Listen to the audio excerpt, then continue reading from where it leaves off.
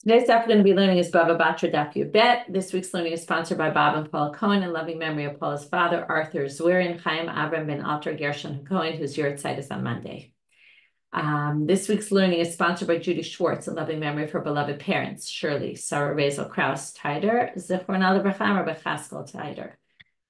I miss them tremendously on my birthday week. They raised me with a love of Jews, Judaism, and Israel, and would be proud of their grandparents who learned Daf Yomi with Hadran. Okay, we're going to get started today with a continuation of yesterday, where we ended yesterday's daf, finished with, already done with all tzedakah, and now we're moving on. Although today we are going to digress into something else about prophecy and about rabbis. Do we view them as prophets? A very interesting question. So the Gemara had talked about, we ended with Hayas Satum Ubikesh Lepatcho, Ein B'nei Mavoim Akvin Alav. If you live in a courtyard and you closed off your entrance, right, and then you want to open it up again, so the people in that mavoy can't prevent you because they say, oh, we don't want you opening up into our alleyway. Here you closed your entrance. You can obviously still reopen it. Unless Amarava lo shanu ela shelo paratz eptzimav. I'm just going back to the end of Yud Aleph. I'm a bet. This is only if you didn't take down the doorpost. But if you not only closed your entrance and you also took down the doorposts, then it's basically like a wall, and it's very clear you're not planning to open it ever again. At that point, if you decide you want to open it again, the people in that alley can say, no, you can't. Sorry, you lost your chance. So Amalei Abai l'Rava. Usually Abai argues with Rava. In this case, Abai brings proof and support for what Rava just said in a braita. Tanya de Meseyala. There's a braita that supports what you said, which is Bait Satum Yeshlo Arba Amot, Paratz Eptzimav Ein Lo Arba Amot. If your house, okay, again, we're talking about houses that open up to courtyards, courtyards that open up to alleys, alleys that open up to the public domain. That's the different areas that we know about, and we're going to discuss different parts of them today. So right now, we were talking before about a chatzer, a courtyard opening up into an alley, which is no different really than a house opening up into a courtyard. So they're making a comparison. And Abai is saying, if it's true like this for the house opening up into the courtyard, then it would be the same for the courtyard into the alleyway.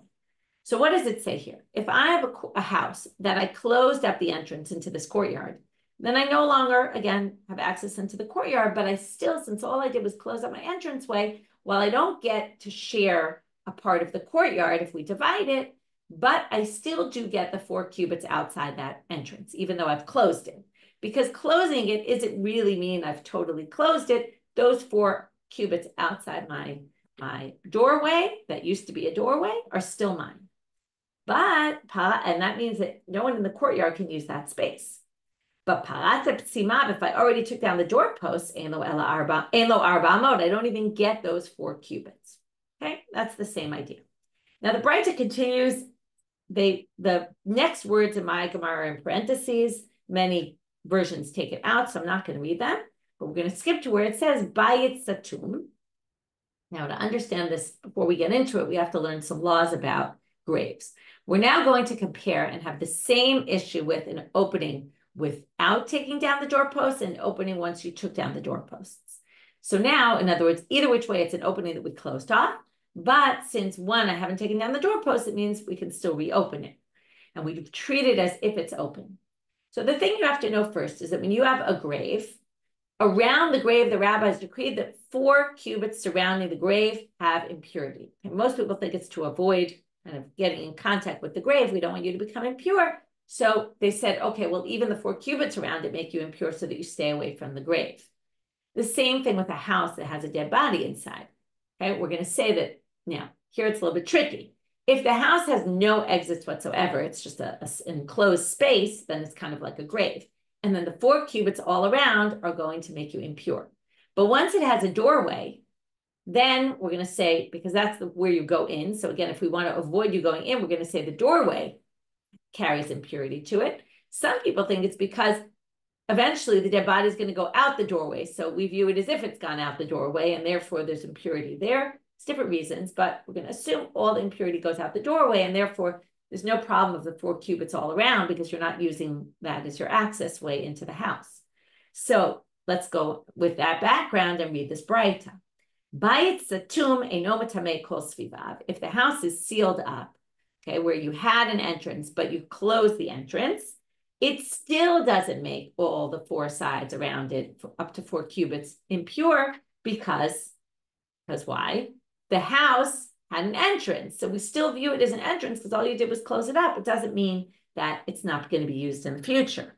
But once you took down the doorposts, and then it's no different than all the other walls of the house, mitame kol svivav. Then we treat it as a closed space where we're going to say the 4 cubits around it are all impure.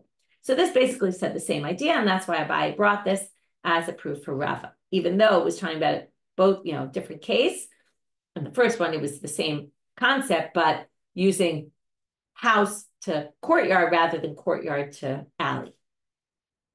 And the second really didn't have to do with it, but it was the same concept, even though it had to do with impurity. I'm a Rabba Bar Chana Amar Rabbi Yochanan. Now we're going to talk about a mavoi, an alley that leads and opens up into the nearby city. So if we have that kind of alley, obviously what happens? People from that city cross over into our city using that entranceway to the mavoi. If the people in our side of the city wanted to block off the entrance, we don't want people, right? This happens all the time with traffic patterns, right? The fact that that city's using our city to get through to the other side is causing a lot of traffic in our city, right? Even where I live, it's like that. There's Renana and there's a main drag, and there's Parsaba on one side, Herzliya on the other, and there are constantly people going through, and it causes traffic in Renana. So let's say they said, listen, there's other streets to go. Let's close off this entrance. Obviously, what's going to happen? It's going to make heavy traffic in other places, right? We all understand these kind of considerations. So Bikshu b'nei ha'ir l'sotman, they wanted to close it off. B'nei otah ha'ir matvin alehem. The people in the other city can say, no, this has always been open to us. You can't just close it. Lo mebaya kilei darcha achrina dema'akve. Now, we're not even talking if there's no other way to go. Obviously, if there's no other way to go, you can't close off the entrance. But even if they have another way of doing it. By the way, I gave this example that they're passing through not even to get into Renana, but it could be also to get into our city, right? With that, same idea. They want to get into our city. We want to block off this entrance. You can go some other way. But no, even that way, even if there is some other way, you still can't block it off. Mishum de Rabbi Yehuda Amar Rav, and this is based on a statement Rabbi Yehuda said in the name of Rav Damal. This we've seen before in Bava Kama. If you have a path through your field that everybody's using, you can't block it off.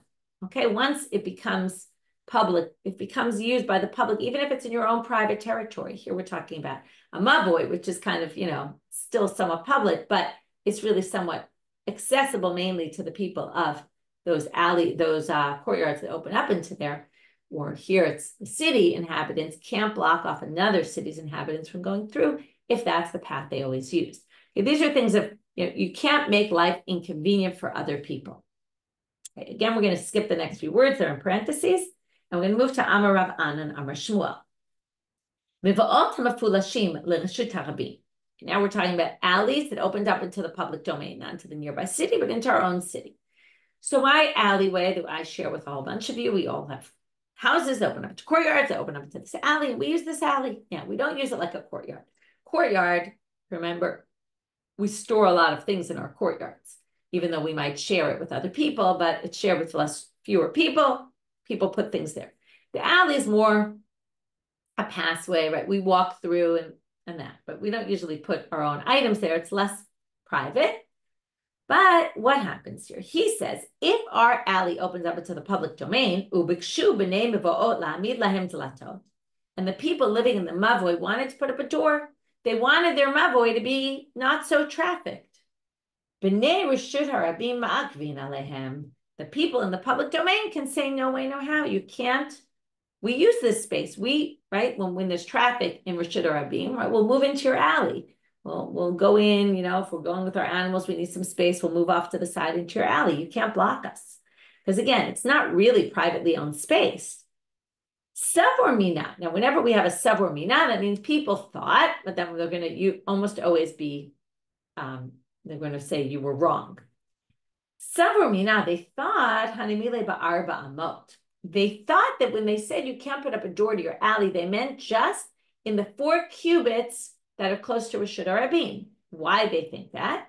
Well, Kidder Rabbi Zera Amar Rav Nachman, like Rabbi Zera said in the name of Rav Nachman, Da Amar Rabbi Zera Amar Rav Nachman, Arba Amor Smucha LeReshut HaRabim, KeReshut HaRabim Damyan. He said the 4 cubits of the mavoi that are close to the public domain are considered like the public domain. Okay, now he said it. We're going to talk about Le'inyan Tuma. Okay, about impurity. Again, we go back to this comparison of living space and what we're allowed to do to laws of impurity. We'll get to in a minute what it means. But the concept here is that we assume that since the Reshut HaRabim kind of spill into the mavoi up to 4 cubits, therefore we're going to treat it as if the first 4 cubits of the mavoi are like a public domain.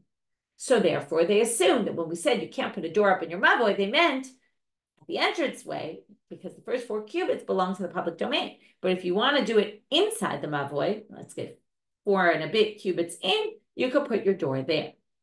But then they said, no, the lohi, but that's not true. What they thought was mistaken. Hatam le'inyan tuma. That's for laws of impurity, okay? But not in terms of whether you could put up a door or not. Why? Because because in terms of use of the space, it actually happens sometimes that people from Reshut HaRabim come all the way into our mavoi, and just like I can't block off a path, how to get somewhere, I can't block off this mavoi space that people in the Reshut HaRabim often use. So let's explain what the inyan tuma is. You might remember this, you might not, but there's a big rule about impurity. If I'm not sure, there's a suffix about whether there's a dead body here, let's say. Say somebody claims, oh, I think someone was buried here, and we're not sure. If there's a dead body, there isn't. Okay, we don't avoid a check. Maybe it's just we're worried there's some bones of a dead body, or there's some sort of doubt about impurity. The rules are like this. If it happens in a public domain, then we rule leniently. We say, okay, we're not going to assume tuma.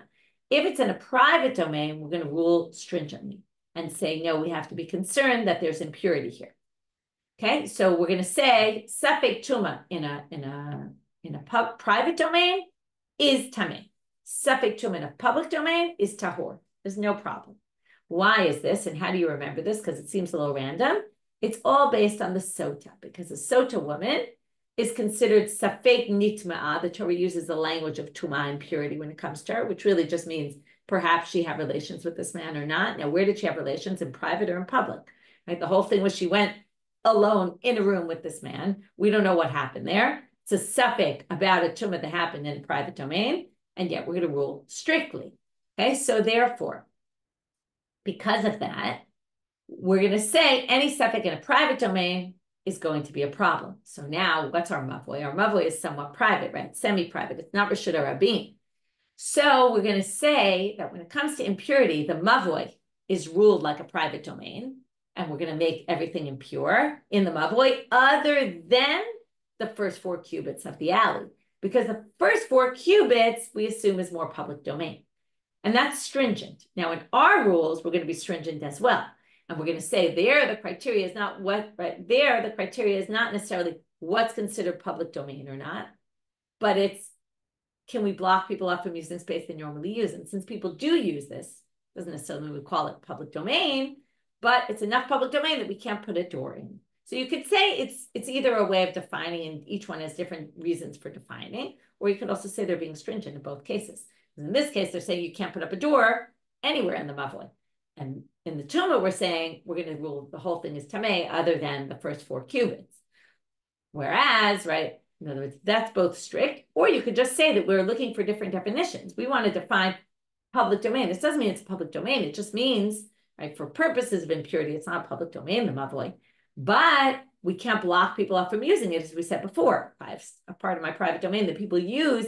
Since people use it, I can't block them from using it. So those are 2 possible reasons why we're distinguishing between these 2 cases.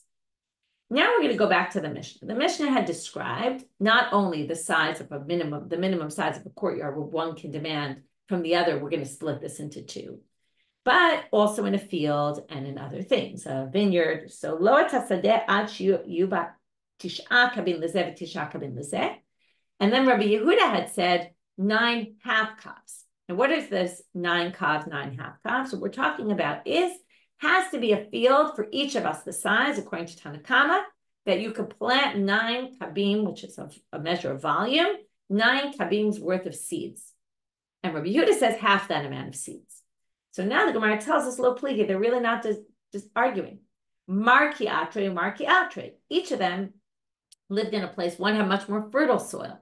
So 9 half calves is going to grow as much produce as 9 calves grows in the place of Tanakama. And that it's really just a matter of, it's the same amount, it's just one has to plant double the amount in his area in order to get that amount of stuff to grow. So really, they're not arguing. But each one was living in Israel, where the fields were, a certain amount of fertile. What about in Babel, the Babel mine? What's the rule of Babylonia? This is obviously what the Babylonians are discussing because we want to know what's the law by us. And here they have totally different criteria. Amar Rav Yosef, Be'radu Yoma. It's the amount of time it takes. It's a field that one can plow with a day's worth of work. Okay, why? Because if it's a day and a half or it's half a day, well, you're going to have to pay someone a whole day's work. You can't hire a worker usually for half a day. So you're going to have to, if it's a field that you can plow in half a day, you're going to have to pay a full day's salary for that. You're not going to want a field like that. It's too small. So it's a field that can be plowed in one day's work, and that way you'll bring a worker for the day and you won't lose any money. And then we can split it if you can get a field the size of that. And we each get a field the size of one day's plowing. That's the criteria. So my Beiradu Yoma, what kind of day of plowing? Now there's 2 seasons where they plowed. One is at the end of the season, after they were done harvesting, right? That's going to be at the end of the summer. And one is in the winter, the beginning of the winter, the end of the summer, before they plant. So they say, now it's different. If it's when you're planting, it's tre yom krava lo have. Now, if it means a day when you're planting, that's when it's going to take you much less time because the soil is much more moist at that time of year.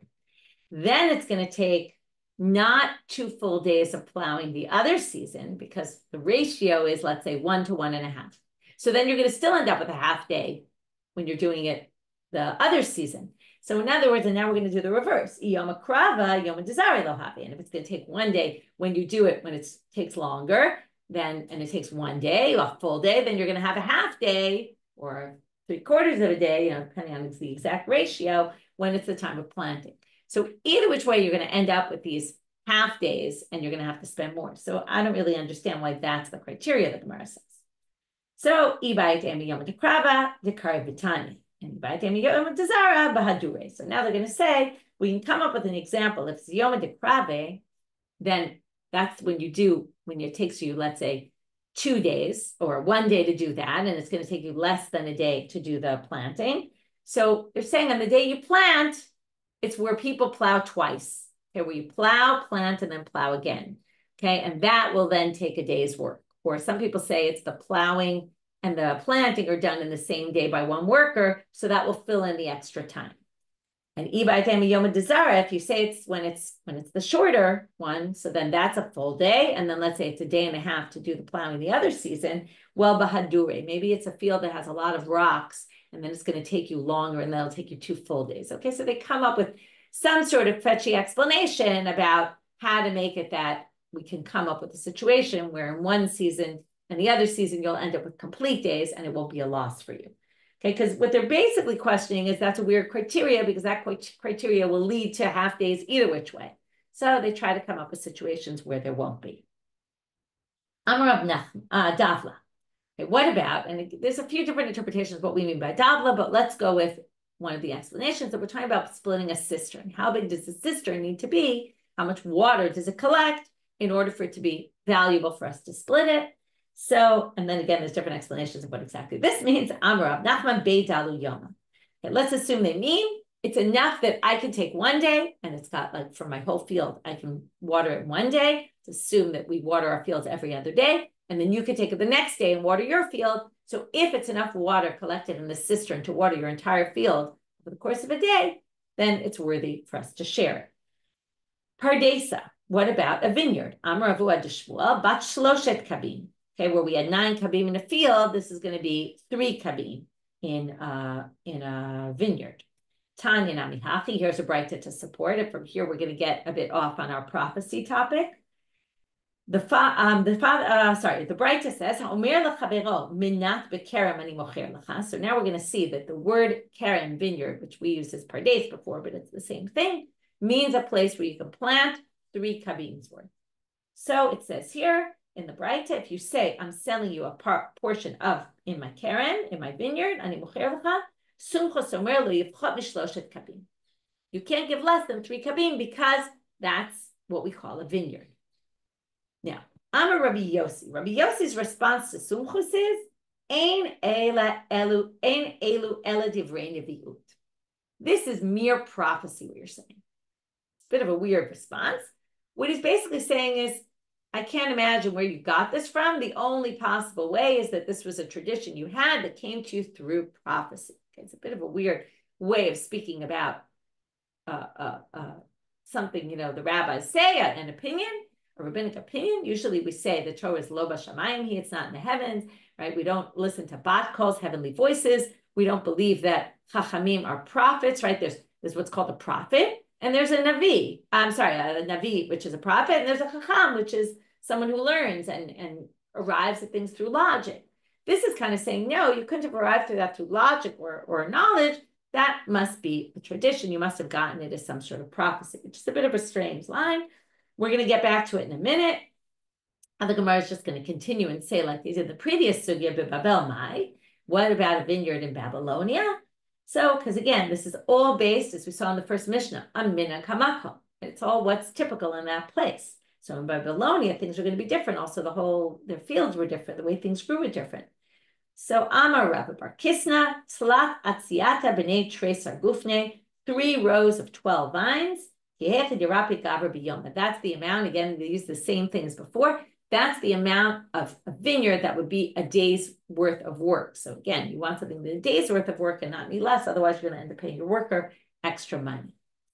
Could be that in Israel, people didn't mind working half days.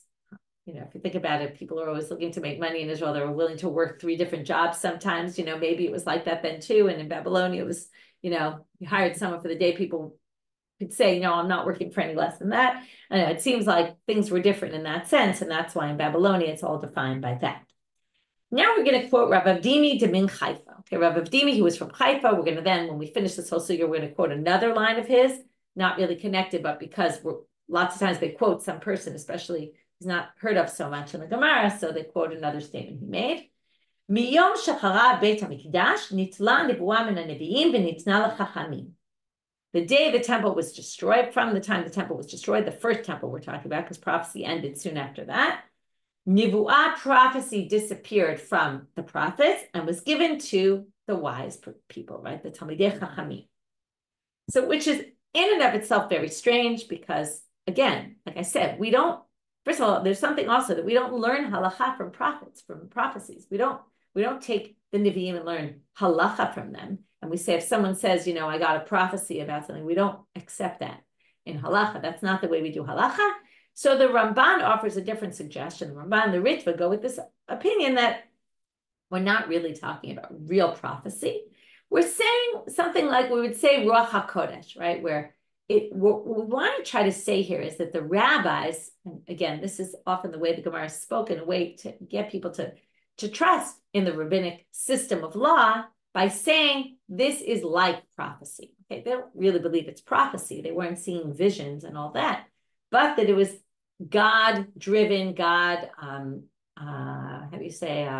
engineered almost, right? That there's some element of Ruach HaKodesh in it, and that's, in the absence of prophecy, this is what we have. It's an alternative system. Okay, even though, again, this seems to contradict Lo b'shamayim, it's not in the heavens, but it's some sort of in-between. It's guided by the heavens. Okay, that is a better word than engineered. Guided by the heavens, okay, and that there's some sort of divine role within it.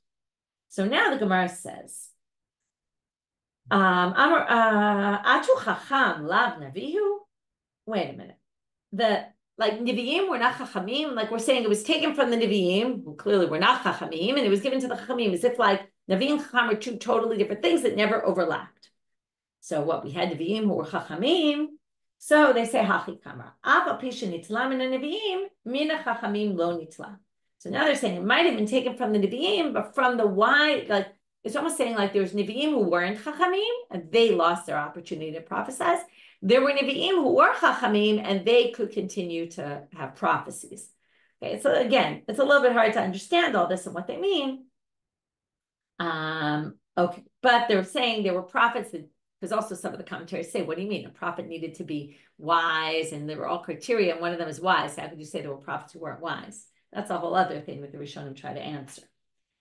Amar Amemar, the Chacham Adif Minavi. If already we're talking about these two categories, which is better? A Chacham is better. Now, first of all, it makes sense. They'd be saying that in their time because that's what they have, and they want to try to say, we talk about these times where there were prophets and as if that was great.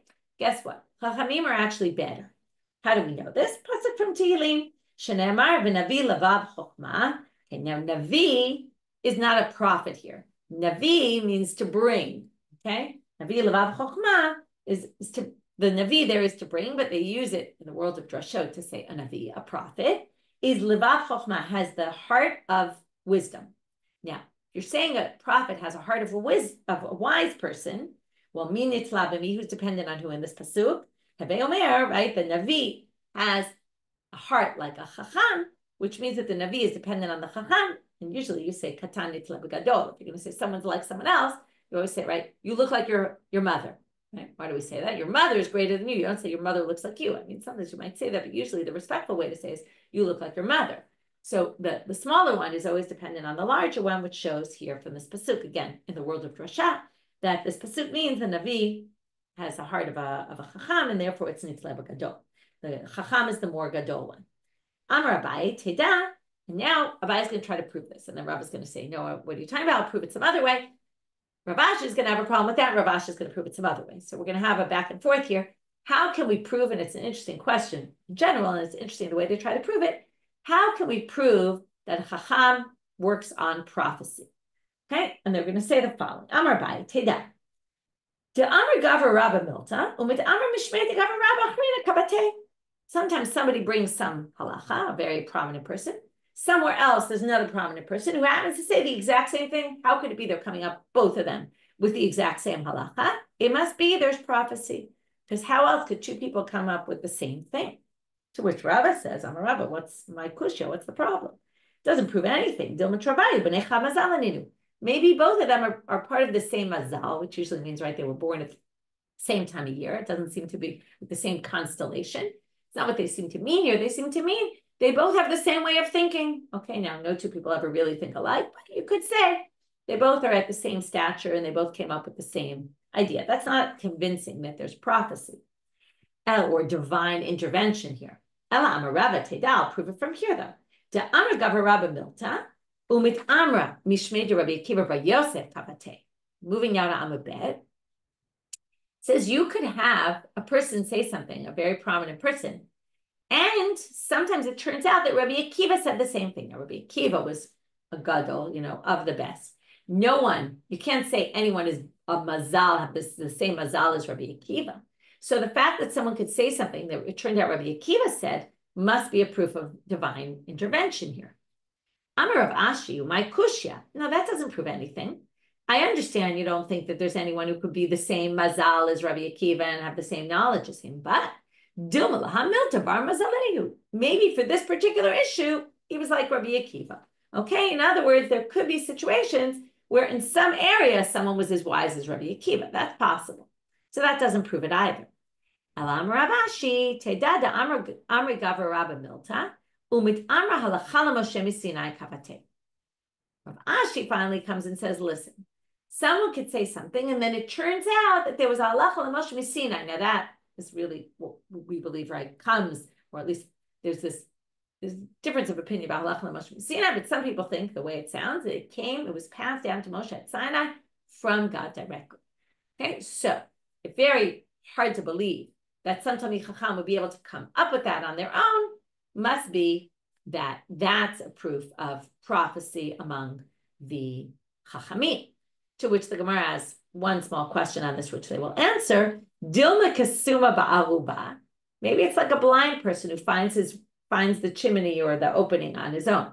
Okay, like maybe he was just lucky. It was just a fluke, and it just happened. And it could be they were like the blind, where they didn't really understand, but they ended up coming up with it.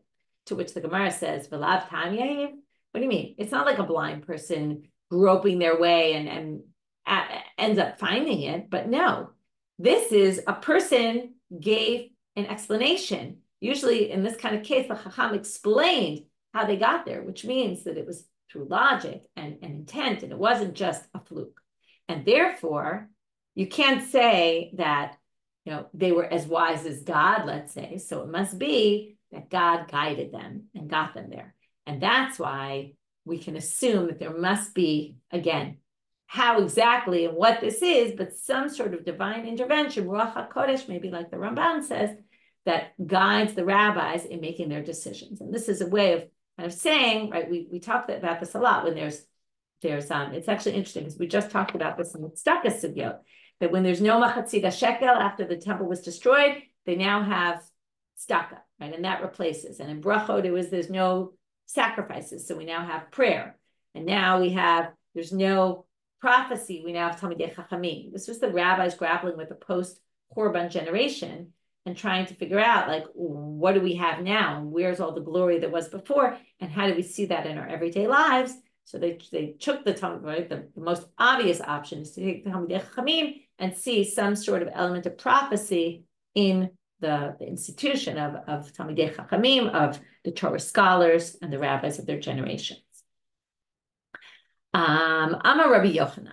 This is a bit more strange. Miyom shachara Beit HaMikdash nitla nevuah min haneviim v'nitna l'shotim u'letinokot. As opposed to Rav Avdimi, who said this is all in the hands of the rabbis, Rabbi Yochanan says the more unexpected. After the temple, you find nevuah sometimes in the most unexpected places, either from a shoteh, right, which is someone, again, always have trouble defining what the word is to say what a shoteh is, but a person without sound mind, without proper intellectual capabilities, and tinokot, and children. Okay, the least expected people, you'll find prophecy among them. And perhaps this is a way of saying that, God is everywhere, right? And you never know where these things might come out. So we're now going to have to see, where did Rabbi Yochanan get this from? And we're going to have a story about a shotet who prophesizes, and we're going to have a story about a child, in fact, a woman, a girl who prophesized. And both these things came true. Interesting to think about, why and how they came true. It wasn't like it just came true with a snap of a finger. Perhaps it was guided. Once this words came out, then somebody made the prophecy become fulfilled. So that's also something interesting to think about. L'shotim maihi. So what's the case of shotim? Ki had Mar bar Rav Ashi. Now, Mar bar Rav Ashi is an interesting story. He's the son of Rav Ashi. Notice he doesn't really have a name. His name is Mar, the son of Rav Ashi. Mar is a very not real name. Some people think, based on this story, that his name was really Tavyumi. Why they called him Mar, I don't know. Some people think Tavyumi came later, although the story seems to think he was already called Tavyumi. Tavyumi is Tav Yome, like good days. Some people think because once he became Rosh Hashiva, there were good days for the Jews, and that's why they called him Good Days person, right? He was called Good Days. But it's clear from this story, he got the name Tavyumi before. Okay, we haven't seen it yet, but we'll see. Now, what was interesting about him? His father, Rav Ashi, was the great Rav Ashi, and he was the Rosh Hashiva. When Rav Ashi died, it would have been reasonable, Rav Ashi was a big Talmid Chacham, to make him the Rosh Hashiva, but they didn't. And in fact, until he becomes Rosh Hashiva, which is what this story is all about, there were 3 other Rosh Hashiva before him. So, he was in the Shuk in Machoza. Shame lahu shoteh de kamar. He sees a shoteh who's sitting there in the middle of the Shuk saying, right, prophesizing. Reish metivte de malach b'mat machazia tavyume chatim.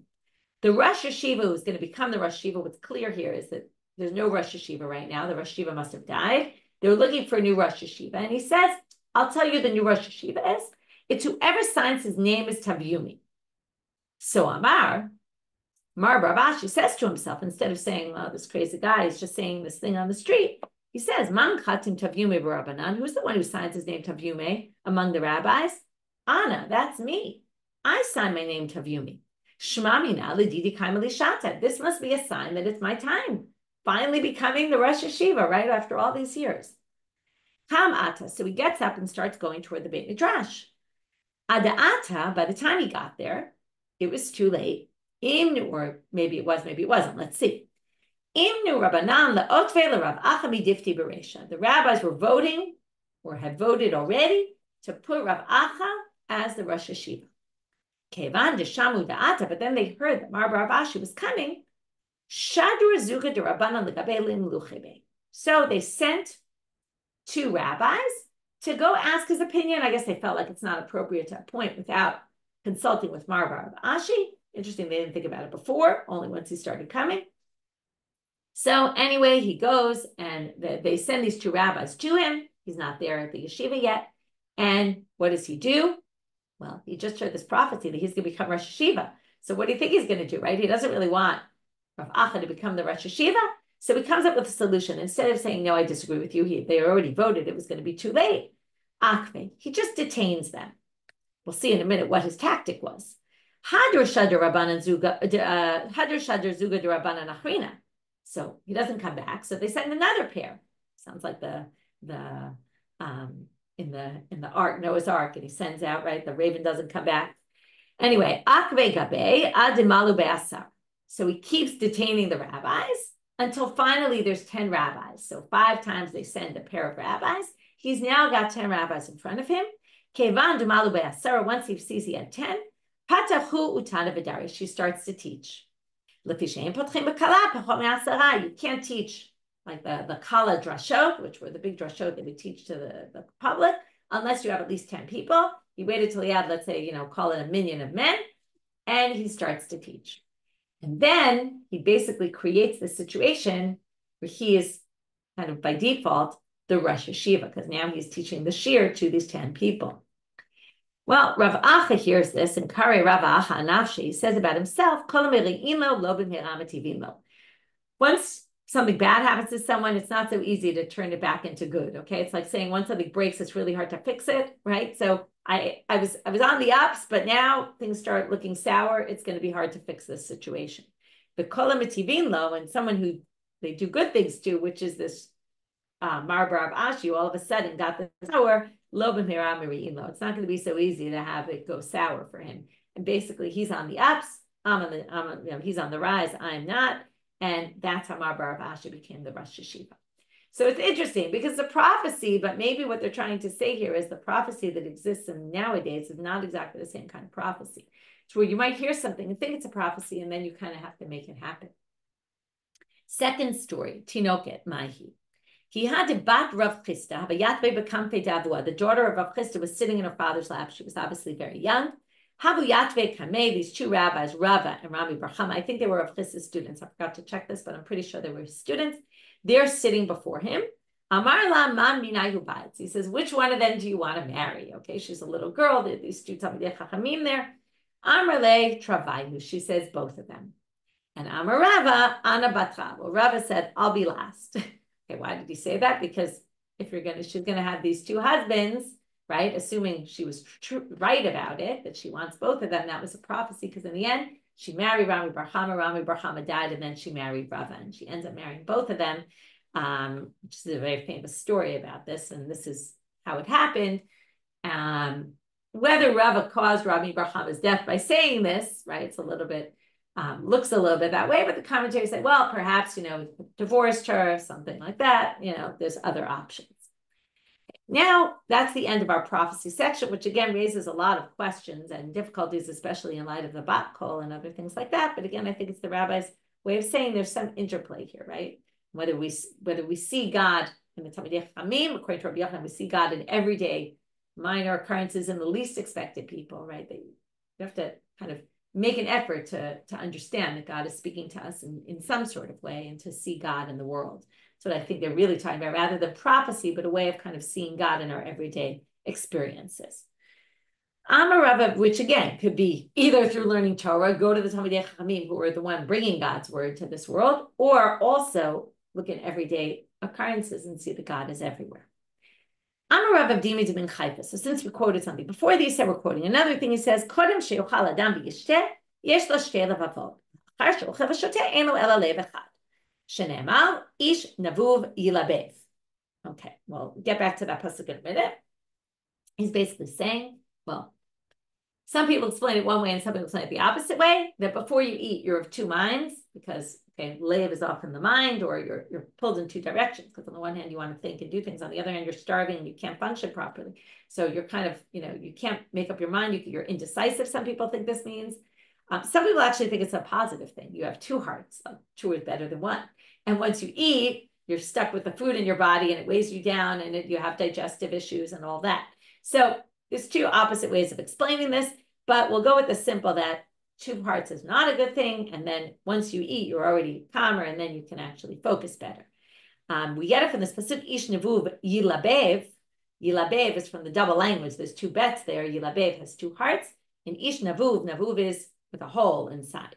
Okay, ktiv, navuv luchot, umetargaminan chalil luchin. Okay, this is in the Mizbeach. It says it was hollow. The luchot, the boards were hollow. And that's how they translated Khalil, that it was hollow. So from there you learn the ish navuv, a person with an empty stomach, is yilabev, two hearts. Amar Rav Huna Bered Rav Yoshua haragil b'yayin afilu libo. This is just another pasuk where the nivuv comes up. If you drink wine, even if libo atum kibetula, even if your heart is sealed like a virgin, yayin mefakho, the wine will loosen that up. Shenemar b'tirosh yinovev betula. Okay, well, it will open up the virgins. That's what the wine does. So they're saying it'll open your heart if it was sealed. Amar Rav Huna Bered Rav Yoshua. Pshita. Okay, now we're back to laws of partnerships. And what we're really talking here is the Dina de Bar Metzra, which is my rights to be able to buy the field right next to mine. But here we're going to talk about from a bit of a different perspective. Amar Rav Huna Bered Rav Yoshua. Pshita, it's obvious. Chelik b'chor b'chelik pashut yabin alei achad metzra. If the father leaves over three sons, he dies, there's three sons, the firstborn gets two parts, and the other, so let's say there's four fields. We're going to divide it, two to the firstborn, and one each to the other two. Well, if there's four fields adjacent to each other, but let's say in a row, so the chelek bechor and the chelek pashut, meaning the chelek that the bechor gets is double portion, and the regular portion he gets, he can insist that they be adjacent to each other. That's like the Dina de Bar Metzra. But a Yabam might. Now a Yabam whose brother died and he gets the portion of his brother and the inheritance besides getting the wife. If he marries the wife, he gets the inheritance. Can he insist on getting the land that's adjacent to the other land that he got? So Amar Abai, yeah, it's the same thing. My time of Bechor Karya Rachmana. Now we saw this in Yavamot. The pasuk in Yibum talks. It says Haya Bechor Asher Telev, the older child that's born, the firstborn. Yakum al Shem Achiv Ameit. Now this seems to be implying the firstborn son of the Yabam with the woman, right, will be called in the name of the Yabam. But there's another way of learning this pasuk. The Bechor means, and it means that the oldest son is supposed to do Yibum because the Bechor refers to the brother. Okay, and Asher Telev is the woman who can give birth. Okay, and the one he's marrying. And then we're saying he's like a Bechor. So if he's like a Bechor, he can insist that his portion of the brother is next to his own. But they don't all agree. Rav Amar Krav v'haya Bechor, havayatocha Bechor. He's like a Bechor because he'll get two portions. Ve'en chalukatoche Bechor, but the distribution of it is not the same. He can't insist on getting them next to each other. So we have a machloket Abai Rav about this. Now we're going to talk about other cases that are similar. Now, Bein Nashe usually means father-in-law. Most of the commentaries think it means the father here. If one of the brothers had bought before the father died the portion right next to the father's land, could they insist on getting the field that's right next to their own? So Amarabe Kigonze Kofin, Ki Kapalge, when they split the land, Amar Lahu, he says to them, Plugi li Amitzrai, I want the portion right next to my own. Amarabe Kigonze Kofin midat stone. This is in itself a fascinating concept, right? Anshe stone were terrible people, weren't thoughtful and considerate of other people. So Rabba says this is a case where we're kofina midat stone. Kofina midat stone means we insist that you do the right thing. So it's kind of like saying in the same debate there ensues here about, is this a law Or is this good advice, but you don't have to necessarily stick to it? So that's a good question about how we understand kofim midat stone. But Rabba basically says we can insist that the brothers give them the nearby portion because it's just not fair, right? Why not? Because again, Dina de Bar Metzra is when you buy land. This is when you're inheriting and you're dividing up the inherited portions. Matkevla Rabbi Yosef, Amrela, Achi, Amrela Ache, the brothers can say, Ma'alina le'eluye, kinifse de Bar Miriam. So Bar Miriam, he was a wealthy guy. They could say, we like that land better, the one that's next to yours. You can't claim rights to that. We like it better. We don't want you to have it. And that is, it's not fair to them. You want to say it's the nice thing. Well, it's not necessarily the nice thing for the other brothers. That land might be better. And they can insist, we want better land. The Hilchatan, the halacha is ki Rav Yosef, like Rav Yosef. Okay, but tre'ar ata tre'e nigre. What if both have a channel in this 2 plots with a channel of water running through? So what makes land good? That it's got water.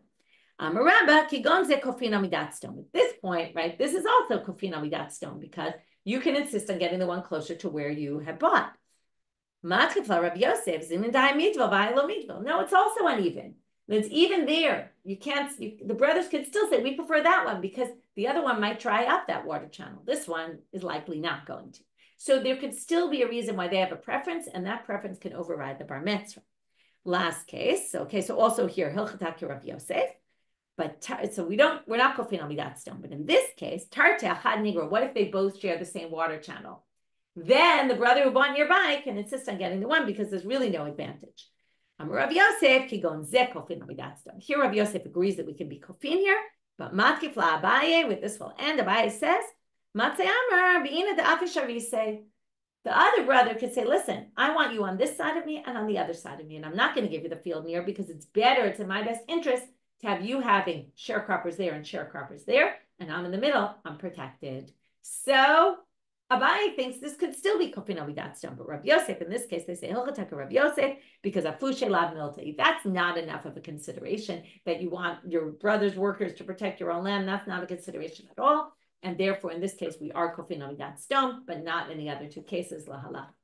So what we did today is we started with the entrances and exits and access ways, and basically you have to be considerate of others and not block off all sorts of entrances and exits. Again, depending on how much you blocked off, and got rid of all your mezuzot and all that already, it would be a different story. Then we got back to the sizes of the field and the vineyard. From the vineyard, when we got off on this whole tangent about prophecy and where we find prophecy. And then from there, we got back to our topic about or how we divide our properties, which is what we were really discussing, and the issue specifically of the bar mitzvah, which comes up in the division of inheritance properties, having yabam and all that. And we had a few questions with some other different opinions about it. Wishing everyone a good day and a chodesh tov and a shavua tov.